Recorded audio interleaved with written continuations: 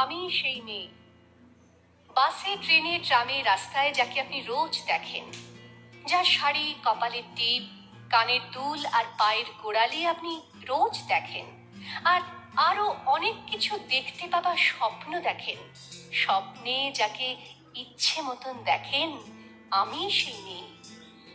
বিহারের প্রত্যন্ত গ্রামে দিনের আলোয় যার ছায়া মারানো আপনার ধর্মে নিষিদ্ধ, আর রাতের গভীরে যাকে বস্তি থেকে তুলে আনতে পাইক বরকন্দাজ পাঠান আপনি, আর সুসজ্জিত বিছানায় যার জন্য অপেক্ষায় অধীর হয় আপনার রাজকীয় লাম্পট্য, আমি সেই মেয়ে। আমি সেই মেয়ে, আসামের চা বাগানে ঝুপড়ি কামিন বস্তি থেকে যাকে আপনি নিয়ে যেতে চান সাহেবী বাংলোয় মধ্যরাতে। ফায়ার প্লেসের ঝলসে ওঠা আলোয় মোদির চোখে দেখতে চান যার অনাবৃত শরীর, আমি সেই মেয়ে। রাজস্থানের শুকনো উঠোন থেকে পিপাসার জল আনতে যাকে আপনি পাঠিয়ে দেন 10 মাইল দূরের সরকারি ইদারায়, আর 20 মাইল হেঁটে ক্লান্ত বিধ্বস্ত যে রমণী খরা কাঁখে ঘরে ফিরলেই যাকে বসিয়ে দেন চুলার আগুনের সামনে আপনার রুটি বানাতে, আমি সেই মেয়ে।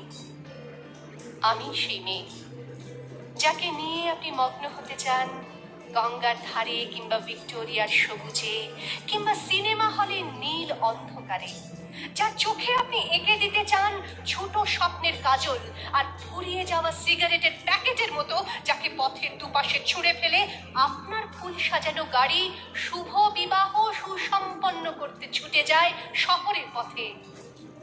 কোণে দেখা আলোর কোঠুলিতে একা দাঁড়িয়ে থাকা, আমি সেই মেয়ে।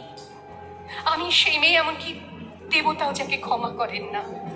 অহংকার আর শক্তির দম্ভে যার গর্ভে রেখে যান কুমারীর অপমান, আর চোখের জলে কুন্তি হয়ে নদীর জলে ভাসিয়ে দিতে হয় কর্ণকে, আত্মযোগে, আমি সেই মেয়ে। সংসারের অসময়ে আমি ভরসা, আমার ছাত্র পড়ানো টাকায় মায়ের ওষুধ কেনা হয়, আমার বাড়তি রোজগারে ভাইয়ের বই কেনা হয়, আমার সমস্ত শরীর প্রবল বৃষ্টিতে ভিজতে থাকে, কালো আকাশ মাথায় নিয়ে আমি ছাতা হয়ে থাকি, ছাতার নিচে সুখে বাঁচে সংসার। আপনি আপনি আপনি আপনারা আপনারা আমার জন্য অনেক করেছেন। সাহিত্যে, কাব্যে, শাস্ত্রে, লোকাচারে আমাকে মা বলে পুজো করেছেন, প্রকৃতি বলে আদিক্ষেতা করেছেন, আবার শহরগঞ্জের কানাগুলিতে ঠোঁটে রং মাখিয়ে কুপি হাতে দাঁড় করিয়েও দিয়েছেন। হ্যাঁ, আমি সেই মেয়ে।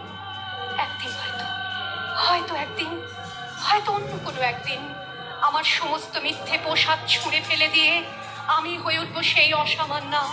খোলা চুল মেঘের মতো ঢাকবে আমার খোলা পিঠ, দু চোখে জ্বলবে ভীষণ আগুন, কপাল ঠিকরে বেরোবে ভয়ঙ্কর তেজরশ্মি, হাতে ঝলসে উঠবে সেই খড়গ, দু পায়ের নুপুরে বেজে উঠবে রণদুন্দুভি, নৃশংস অট্টহাসিতে ভরে উঠবে আকাশ। দেবতারাও আতঙ্কে স্তব্ধ হয়ে বলতে থাকবে,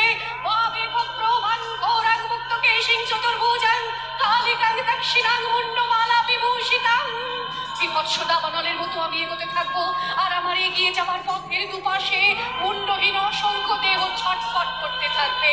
সভ্যতার দেহ, প্রগতির দেহ, উন্নতির দেহ, সমাজের দেহ। হয়তো আমি সেই মেয়ে, হয়তোবা।